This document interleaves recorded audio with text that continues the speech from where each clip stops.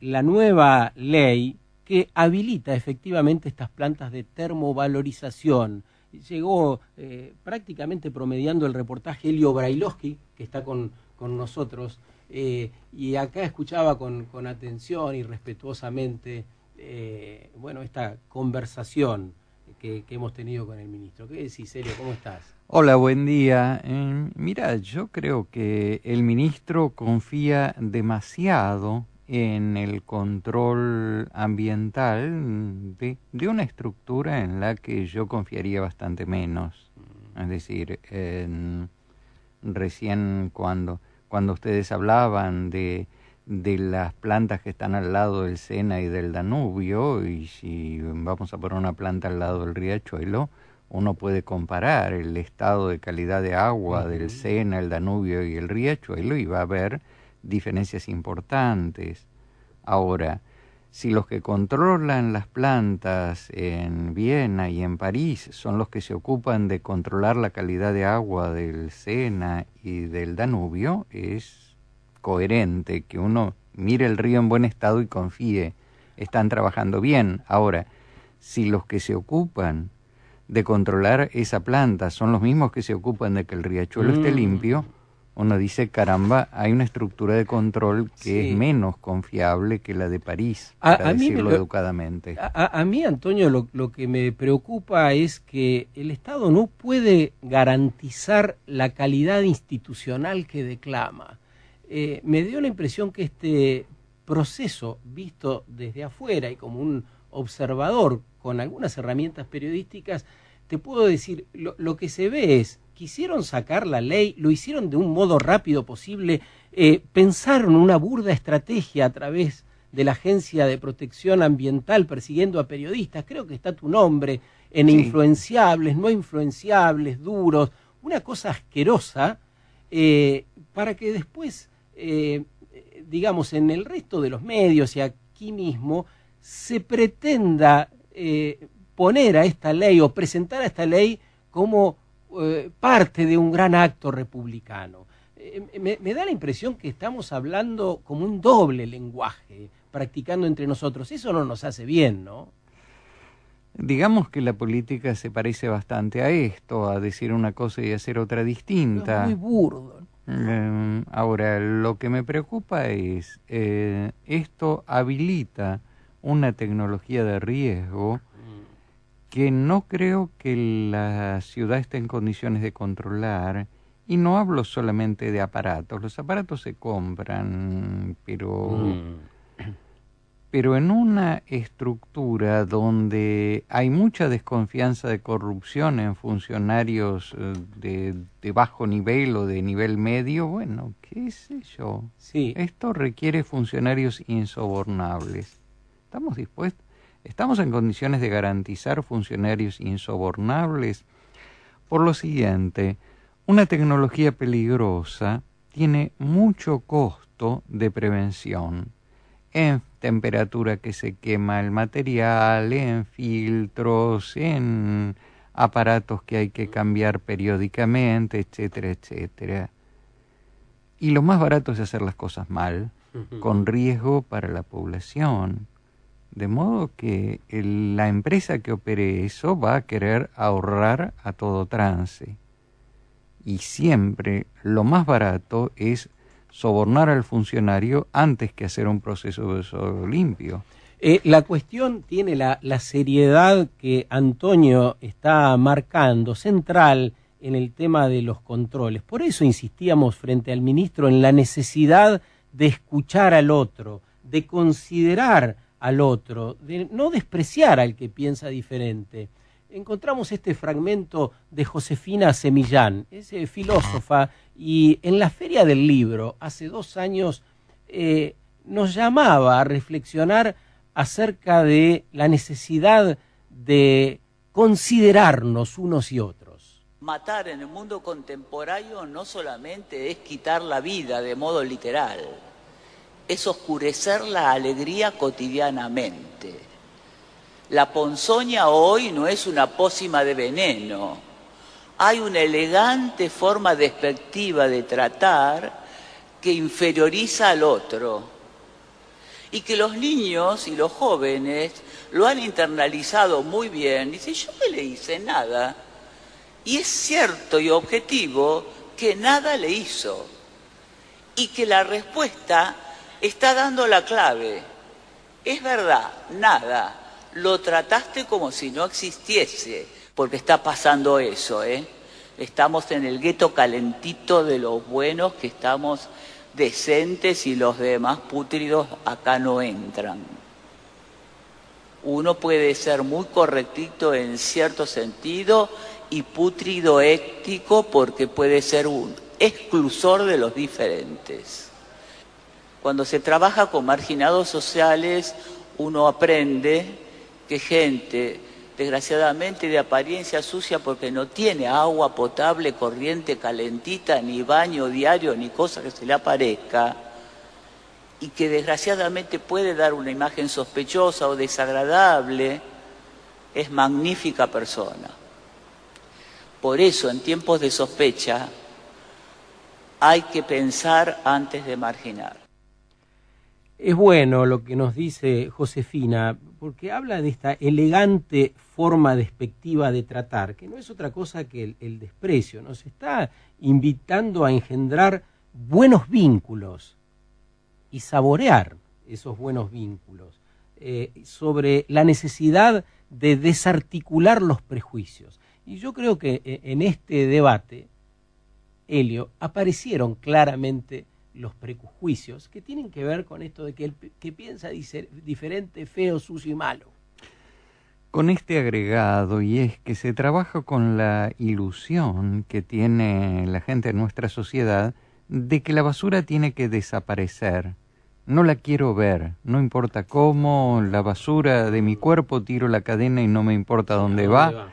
La basura de mi casa la pongo en una bolsita y no me importa, desaparece mágicamente.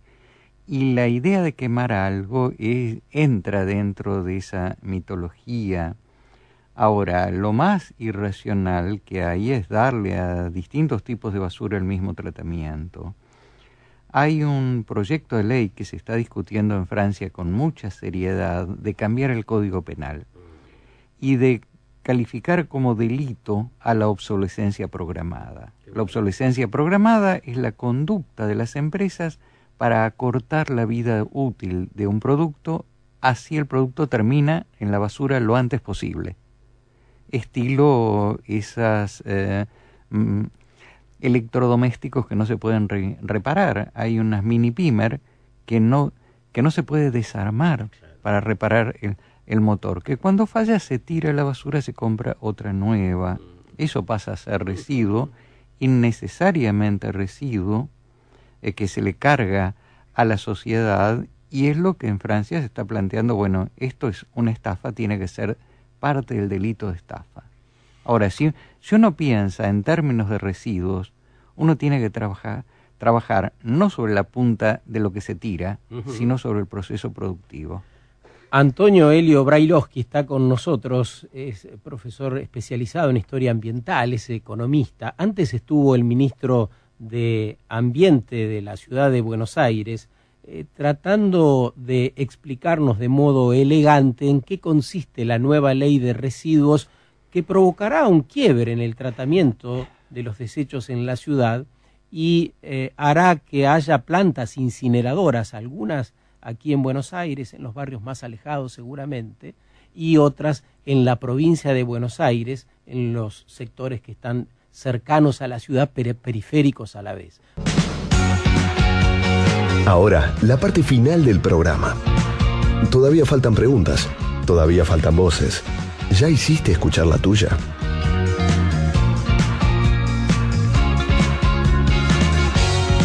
Got your picture on my wall. 36 minutos de la hora 9, van apareciendo preguntas y mensajes sobre el tratamiento de la basura, no solo sobre qué reciclamos, sino también repercusiones sobre la entrevista con el ministro de Ambiente y Espacio Público de la ciudad.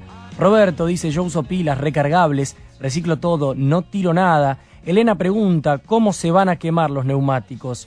Romy Altamore: el ministro dice que cada vez se va a reciclar más. ¿Qué recursos y garantías dispone la ley para que esto suceda? ¿Cuál es el plan del ministro para lograrlo? En función de esa última pregunta, esta ley habla sobre la disposición final de materiales tanto reciclables. Dice que las nuevas metas propuestas son de un 50% para el 2021, un 65% para el 2025 y un 80% para 2030, tomando como base los niveles enviados del SEAMSE durante el año 2012. También se suma Claudia Ingénito, disiento en gran parte con lo que dice el señor ministro. Las plantas de termovalorización sí son contaminantes, requieren de controles estrictos y de un alto costo de mantenimiento, y la Comisión Europea, por ejemplo, le ha frenado las subvenciones en varios países para promover en su lugar la economía circular. También Sebastián Micoluc, ¿y por qué aprobaron la modificación? ¿Van a quemar los residuos de qué tipo? Los áridos no, los reciclables y los húmedos quedan porque el sistema es escaso para la cantidad de residuos que se generan. Me pregunto si los hornos van a funcionar con energía eléctrica o gas o renovables. Estas son algunas de las cuestiones que van apareciendo en nuestras redes como @SábadoVerde. Qué bueno, agradecemos a la amplia participación de los oyentes, especialmente hoy, que se nota están conectados e interesados en conocer más sobre un proceso que nos afecta a todos de un modo directo. Durante esta semana, además de la ley aprobada en Buenos Aires, hubo en Mendoza una movida interesante ciudadana porque están preocupados allí por el fracking, que no es solo vaca muerta.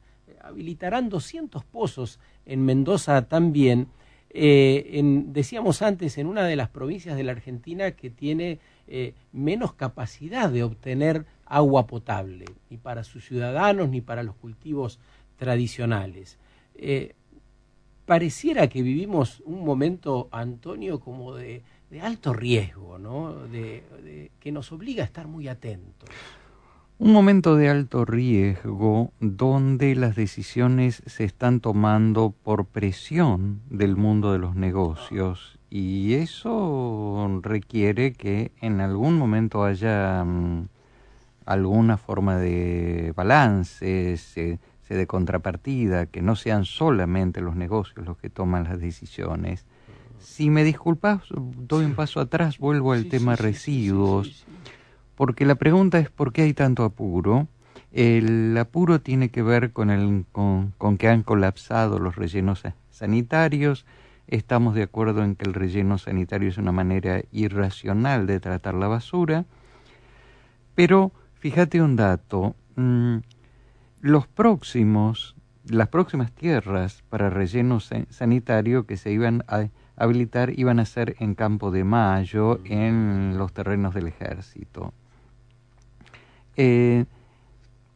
Sorpresivamente esos terrenos han sido declarados Parque Nacional, lo que en principio es muy bueno, es decir, mejor un parque nacional que un basural. Ahora, los terrenos que bordean Campo de Mayo valían lo que vale un terreno que está al lado de un basural, de un sitio que va a ser un basural. Sí. En este momento valen lo que valen los terrenos que están al lado de un parque nacional, que no es lo mismo. El valor de la tierra en ese entorno se multiplicó por muchas veces. Si alguien sabía que esos terrenos que no valían nada pasan ahora a valer muchísimo, ha hecho un negocio inmobiliario redondo, impresionante, que es el tipo de negocios que se hacen cuando uno tiene información privilegiada desde adentro del poder. Entonces, al quedar fuera Campo de Mayo del mercado de residuos, hay que enseguida ponerse a quemar la basura porque no hay dónde mandar. Claro, se hace un negocio inmobiliario desde las políticas públicas. Exactamente. Eso quiero decir, que no hay que ver la basura por separado, sino en el marco del conjunto de estrategias de negocios. Elio, cuando conversábamos con el ministro y le preguntamos sobre estas plantas, dónde las van a instalar, que ya está aprobada la ley, lo repetimos, aprobada la ley, responde que no lo saben todavía. ¿Qué significa esto? Habiendo aprobado la instalación de plantas, todavía no se sabe dónde van a estar. Aprobaron la autorización de plantas que antes estaban prohibidas. De todos modos, los trascendidos son claramente en donde están los pobres. Es decir, a nadie se le va a ocurrir poner una planta de termovalorización de basura en Avenida Libertador o en Nordelta o en algún lugar por el estilo. Van a estar donde están los pobres. Si hay un accidente, los que sufrirán el accidente son los pobres. Eso pasa en todo el mundo. Hay un trabajo muy interesante del gobierno vasco sobre impacto en la salud de las plantas de incineración de basura, y lo que plantean los vascos es, con la tecnología vieja de la década del 90, digamos de 1990, hay numerosos casos de cáncer y otras enfermedades en Europa. Con los cambios tecnológicos que hubo a principios de la centuria actual, ellos piensan que no va a haber enfermedades, pero no lo saben porque todas las plantas de incineración de basura están en sitios tan contaminados que la gente se puede enfermar o por la planta o por 100 cosas más.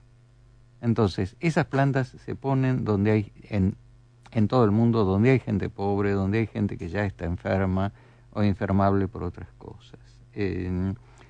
Una cosa es el funcionamiento diario de cualquiera de estas cosas, que tal vez se pueda controlar, pero cualquier instalación puede tener accidentes. De modo que, ¿cuál es el plan de contingencia? ¿Cómo funciona algo con riesgo de accidentes? Es una instalación de muy alta peligrosidad en una ciudad que, si no puede controlar el riachuelo, ¿qué otra cosa va a controlar? Estás escuchando a Antonio Brailovsky, que entre otras cosas fue defensor adjunto del pueblo de la ciudad de Buenos Aires. ¿Cómo crees que va a reaccionar esa ciudadanía en esos barrios cuando finalmente se designe, por ejemplo, en Villa Soldati, la instalación de una planta de estas características? ¿Qué puede pasar ahí? Bueno, ha habido una movilización social, por de pronto, de la gente que trabaja con la basura, estamos hablando de los cartoneros, porque cuando alguien dice termovalorización, está diciendo que va a quemar algo que se puede prender fuego. Exacto, claro.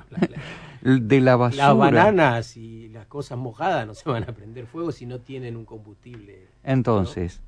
Si el combustible es gas o petróleo, no hay ninguna termovalorización, hay consumo de combustible. Para que haya termovalorización tienen que quemar cosas secas. Muy importante. Las cosas secas que pueden quemar son papel, cartón y plásticos. El problema es que están dejando sin trabajo a miles de personas a las cuales una sociedad o una economía sin sentimientos los dejó sin trabajo en años anteriores, que ellos inventaron el trabajo de cartoneros y que ellos inventaron una manera de ponerse a reciclar residuos urbanos, y de repente alguien les quita el trabajo y lo transforma en un negocio. Esto tiene un impacto social muy fuerte, y dejar sin trabajo, sin ese trabajo durísimo, terrible, que nosotros no haríamos y que la mayor parte de los oyentes no imagina hacer, pero que es la fuente de vida de miles de personas. Bueno, dejarlas sin trabajo otra vez, yo creo que va a potenciar el conflicto social. Estamos con Antonio Brailovsky un rato más en la radio pública de la ciudad. Quédate y participá si tenés ganas. En el 5371-4600 también nos encuentran en las redes como @sábadoverde o @vascoverde. Lo que nos preguntamos, entre tantas otras cosas, ¿qué reciclás? Se están fugando los veranos. Bailar, crear, sentir, pensar, hacer. Todo lo que nos inspira para el rediseño y los descubrimientos que tenemos por delante. Sábado Verde, un programa de radio que liga con tus sentidos. Te quiero ver.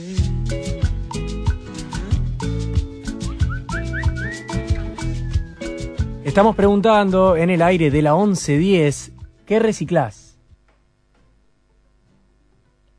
En el 53 71 4600 o en las distintas redes estamos compartiendo nuestros pareceres, como también qué es lo que hacemos con el tratamiento de la basura.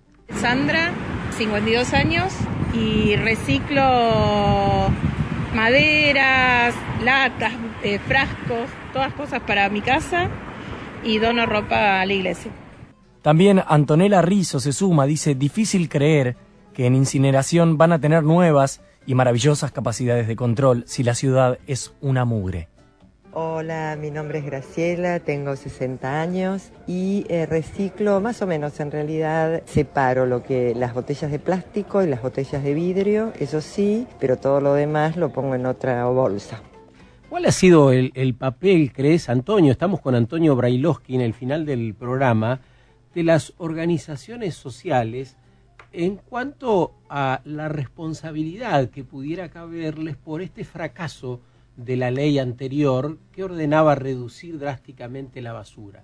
El registro actual es un poco lo que citabas antes, ¿no? Es una tecnología del medioevo donde las personas tiran del carro, llevando a veces sus chicos arriba, y esa es la basura que valorizamos, a la que le damos valor, la basura que decidimos reciclar. Pues bueno, ese trabajo lo hacen cooperativas perfectamente organizadas en blanco y otras cooperativas que están, o pseudo cooperativas, que albergan a muchas personas en negro también.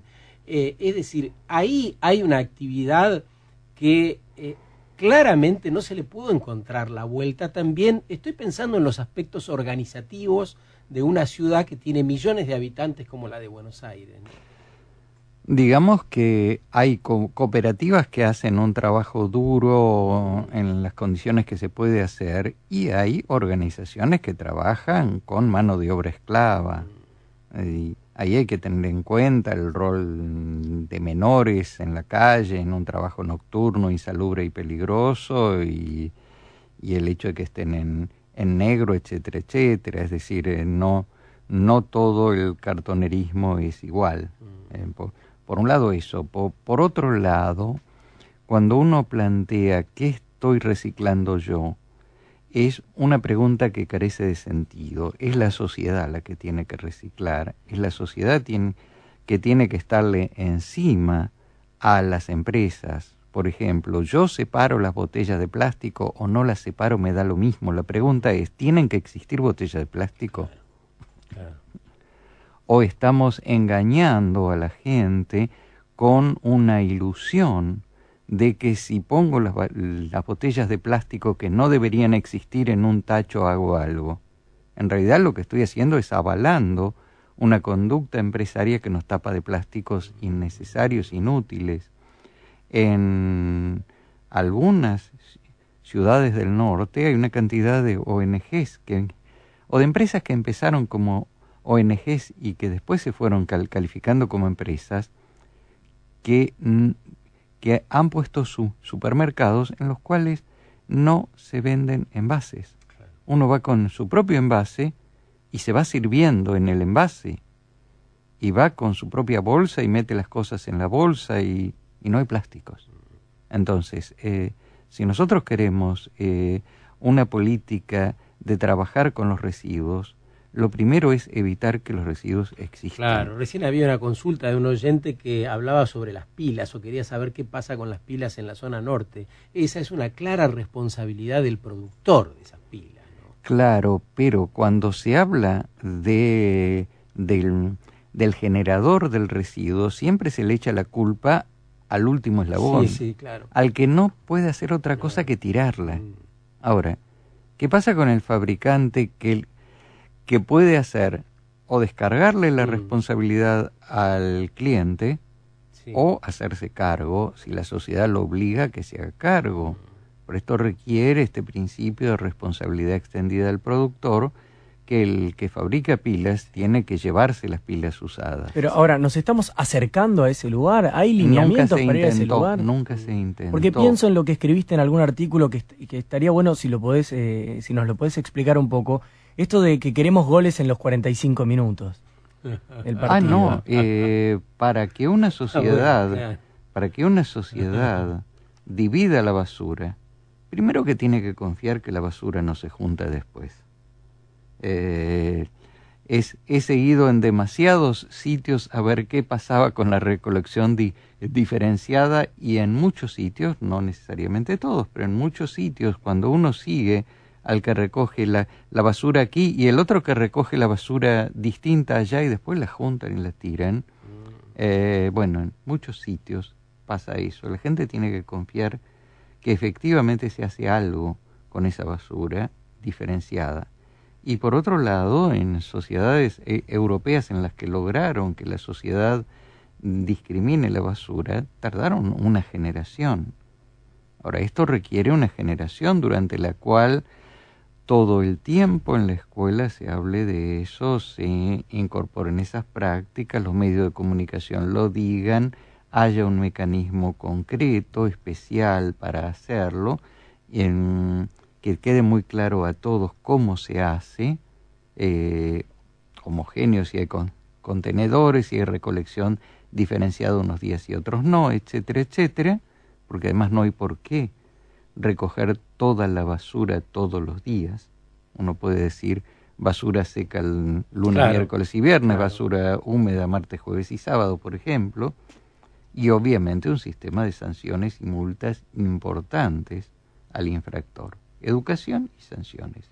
Y una generación, no 45 minutos. Aparece de nuevo esta idea del control. El control, sí, claro, que no logramos tener. Ah, claro. Gracias, Antonio, por este rato con nosotros. Agradecemos especialmente. Gracias por invitar. Antonio Brailovsky, siempre es referencia nuestra. Estamos ahí como atendiendo sus publicaciones en Internet, en Facebook, donde participa activamente, y en sus publicaciones, que también muchos tenemos el privilegio de recibirlas a través de su mailing, ¿no sé? Tenés un mailing bien grande, ¿no? A personas que les mandás habitualmente tus reflexiones, ¿no? Unas 100.000 personas. 100.000 personas. Si les interesa a los oyentes, antoniobrailovsky@gmail.com. Repito, antoniobrailovsky@gmail.com. Todos nosotros, incluido Antonio Brailovsky, queremos agradecerte que hayas estado un rato por ahí.